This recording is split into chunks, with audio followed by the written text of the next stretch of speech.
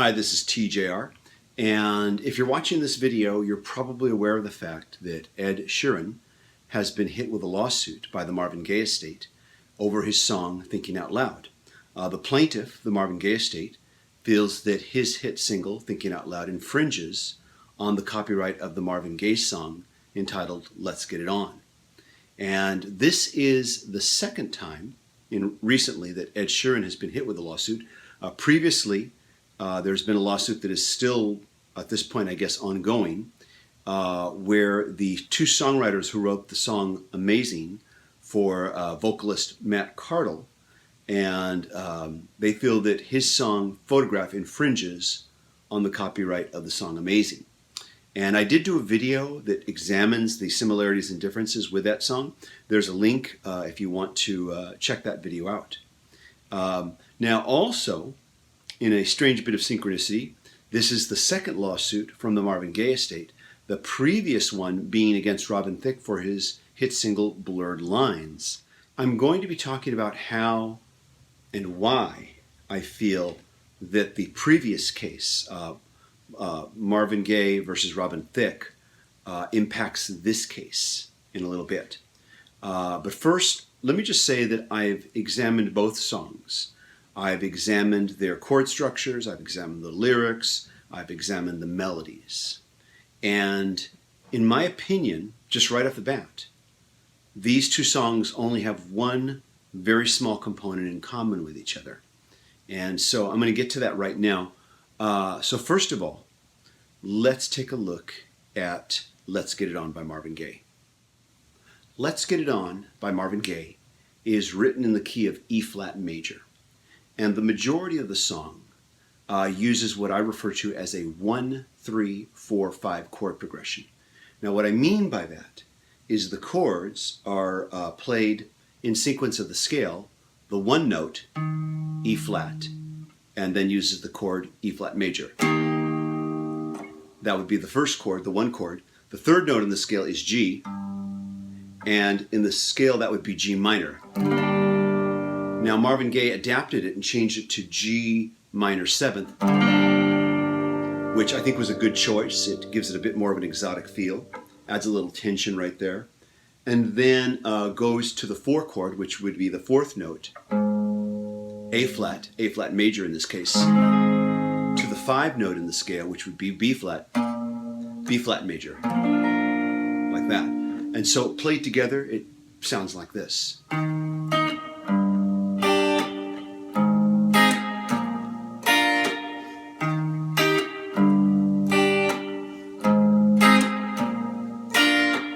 Like so. When the song opens, you first hear that guitar lick, and right where that little note slides up there on the 13th fret, you have that, and that's where that comes in. Now we hear this progression throughout a good majority of the song, and their only variations is there is a part in the song before the bridge where it vamps a little bit on that A flat. Then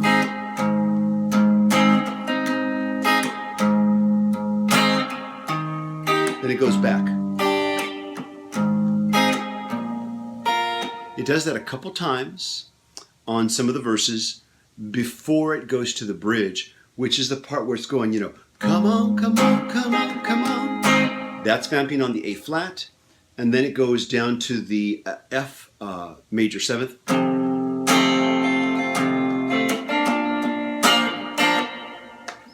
And then it goes back to that, that chord progression, the 1-3-4-5 progression.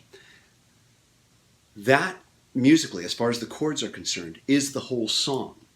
And now, what does this have in common with Ed Sheeran's Thinking Out Loud?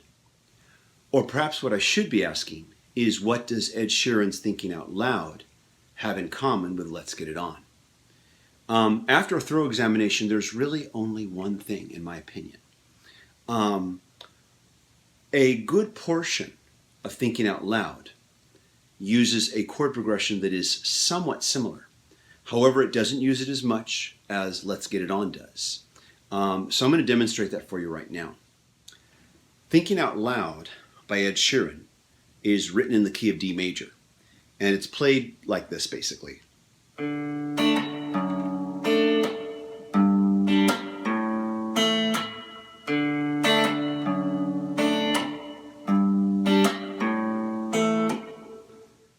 Now, while these two songs are in completely different keys, the chord structure that I just played for you has some similarities to the chord structure used in Let's Get It On.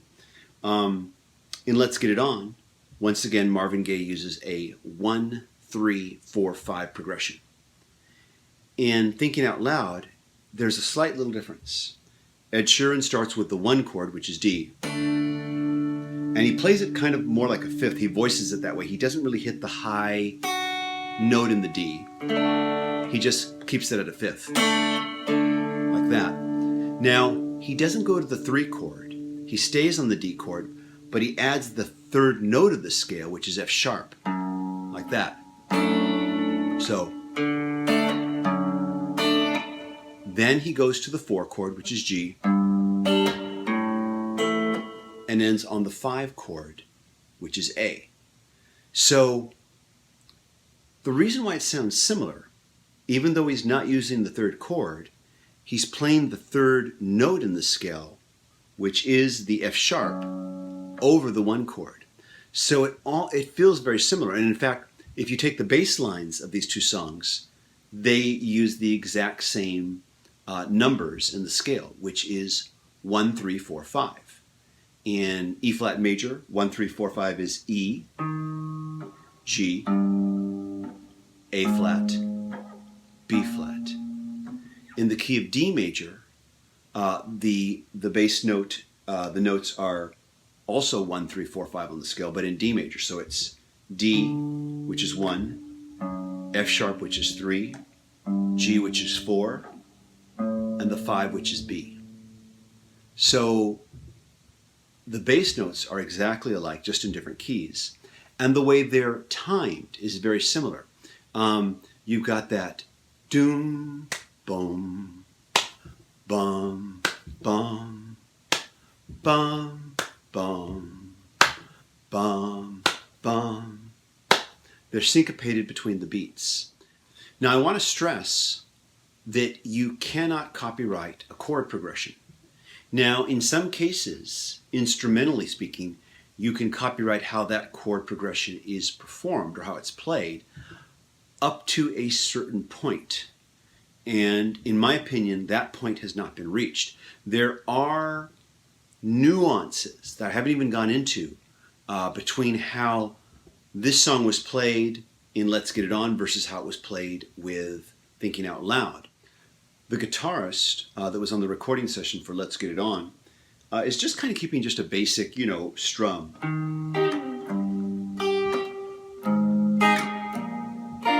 Not too different from what I just played. Now, Ed Sheeran, on the other hand, he's playing it, I'm using a pick here. Ed Sheeran, I think, is probably just using his fingers, and he's doing this bit where he's, going kind of where he's slapping his hand against the strings of the guitar. A good similar example to think of is More Than Words by the band Extreme, if you remember that hit. He's creating that syncopated slap against the strings in between the chords to create a rhythmic effect that goes like this.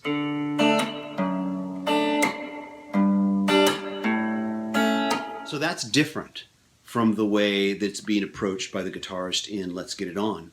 There's also a little lick that he does when he comes to the A chord. He'll come from the G. A little lick like that he's doing there. That's his own little invention into that. So even there, we've got a lot of differences, and they're playing it differently. It's just the same chord progression. I am sure that if I look hard enough, I will find plenty of songs that are using this chord progression, not only this chord progression, but also the syncopation of bum, bum, bum, bum, ba-ba-da-ba-dum, bum. I'm sure I'll find lots of songs that are doing that prior to Let's Get It On. Okay, so now, where else are these songs similar? Well, I looked really closely, and I can't find any more similarities. Now, lyrically, These are two completely different songs. Melodically, this is true also, and can't read without these babies, and I do need to read right now. So if we look at Let's Get It On by Marvin Gaye, when he sings the main vocal, and I want to pause for a moment and just give some appreciation here for what Marvin Gaye did with this song. I feel like on the recording session, he ad-libbed a lot of it because he doesn't feel like he has a really tight vocal structure, like say on a song like What's Going On, where there is a very tight structure to the vocal melody that's adhered to. Here it's very loose. And so I'm going to try to sing a little bit of this, but it's very hard for me to replicate what he's doing because there's no real tight melody that I can grasp onto it. So it's difficult for me. And it's very hard for me to play and sing at the same time too. But I've been really trying, baby. I've been really trying, baby. Trying to hold back those tears for so long. Kind of like that. Ba ba ba da ba da ba da ba ba da da ba ba. He kind of sounds almost like a horn player, you know. Wah ba ba da ba da ba wow. He really stretches and glide notes out. And I know I'm not matching his vocal styling very well here, and so please bear with me. But I really appreciate the way he's doing this. I mean, there's no right or wrong way whether you have a very strict melody that you're hearing to or you're just playing really loose with it the way he's doing here. I really admire the way that he sung this. But if you take a look now at the melody to Ed Sheeran's Thinking Out Loud, it's completely different. When your legs don't work like they used to before, and I can't sweep you off of your feet. 3, 1. Will your mouth still remember the taste of my love?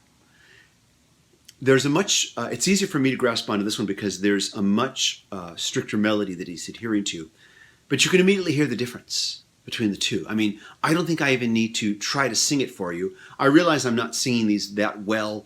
I'm kind of learning these. I'm learning this as I make this video, so bear with me. But I mean, really, listen to them. It doesn't take that much to realize. You don't have to be musically educated to realize the vocal melodies are completely different. Also, while Ed Sheeran is vamping that 1 3 4 5 progression, he is already singing, switching up his vocal melody, where he goes, and darling, I will be loving you till we're 70.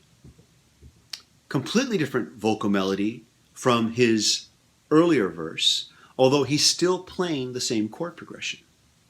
And then he completely changes the chord progression, whereas Marvin Gaye's Let's Get It On just has a small section where it vamps on A flat, then goes back to the same rhythm again, and then has that bridge where it goes from A flat to F major seventh, to B. And, B flat, that would be a B flat there. And that's only on the bridge. Whereas now Ed Sheeran now moves into a new portion of his song that's completely different from the rest of it. And also completely different from anything in, Let's Get It On. Now this is the part where he does the people fall in love in mysterious ways. That's E minor, A to D. He then sings some more lyrics. Maybe it's part of a plan. That's E minor to A. I just keep making the same mistakes. E minor, A to B minor. Hoping that you'll understand. E minor to A. Not going to try and play and sing all that right now. But you get the idea. It's completely different. He goes back into the main riff. And I want to show a little appreciation here for Ed Sheeran because I did show some appreciation for Marvin Gaye a little bit back. Right here, it's kind of ironic. Ed Sheeran sings really soulfully here. And if anything, this is the part of the song where he sounds the most like Marvin Gaye. Not because he's plagiarizing, but because he's just singing so loosely and so freely. He's not really paying as much attention to a strict vocal melody as he's just really just kind of just being very soulful. And just, want to take a moment to admire that. Anyways, though, so he does that part during the main groove, and then he goes to another section. And that part is the section where the guitar goes like this. That's where he sings the, and maybe we found love right where we are. That part is completely different from anything else in the rest of Ed Sheeran's song, and there's nothing like that in Let's Get It On. So all we really have in common here is one chord progression that goes 1, 3, 4, 5 that is played through the majority of Let's Get It On and is played through the majority of Thinking Out Loud, although not as much as, I'd say probably 25% less or 30% less than it is on Let's Get It On. I do want to point out that both these songs are very well written. Marvin Gaye's Let's Get It On is a classic piece of soul. And, Thinking Out Loud is a very nice, contemporary pop song, acoustic pop song. But these songs have nothing to do with each other. So, do I personally feel there's a case to be made? No, there really isn't. In my opinion, all we really have here is one similar chord progression that's timed in a similar fashion, and that's it. And I know there are lots of other songs that have that same chord progression timed in the same way as well. Melodies completely different. Lyrics completely different. So why is this lawsuit happening? Well, we have to look at the fact that this lawsuit has been started by the Marvin Gaye Estate. This is the second lawsuit of this type. The previous one was against Robin Thicke for his song Blurred Lines. In my opinion, even though I feel this case has no merit, it has more merit than the previous case against Robin Thicke. The case against Robin Thicke was a travesty of justice. At least this song has this bare thread of a similar chord progression. Blurred Lines has no similarities. There are no similar chord progressions used. It's just a similar groove and vibe. And to me, the fact that they won this case is just unbelievably chilling. And I know this is what the songwriters of Blurred Lines said, that this is going to have a real chilling effect on the music industry, and I agree. What has happened now as a result is the Marvin Gaye Estate won over a groove, a vibe. Not necessarily the same notes, not the same melodies, not the same lyrics, just a similar kind of feel. So what has happened here is our justice system has basically given the Marvin Gaye Estate carte blanche to sue anybody if one of their songs has just even the vaguest similarity. And I can't tell you how dangerous that is for music. I want to stress here that copyright law is not the bad guy. I don't believe that for a second. I think copyright law is extremely important to musicians, and I'll get into a video about that at a later date. What is wrong here is how this particular case was interpreted and judged. And I really do hope that the defendants are able to appeal it. I know they are filing for an appeal. I hope they win that appeal. So what do you think? Is this going to be the next form of ambulance chasing, or the musical equivalent of ambulance chasing? Be curious to know what you think of this video, and if you have any other thoughts you'd like to share about this. And looking forward to reading your comments. Thank you so much for watching, and please subscribe to the channel.